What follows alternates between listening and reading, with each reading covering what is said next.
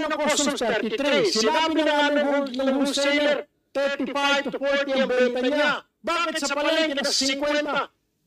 Are you saying, Mr. Chair, 10 pesos ang kita mo, 40, 50, 20 pa nga hanggang 60?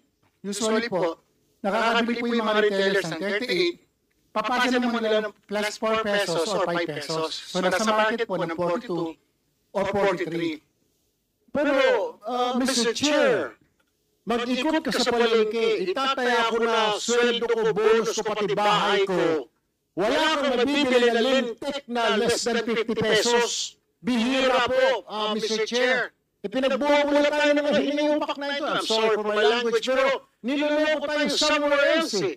Monitoring na sila lahat. DA monitoring, DTI monitoring, NFA monitoring, lahat ng mga ito puro monitoring. Mga walang silbi.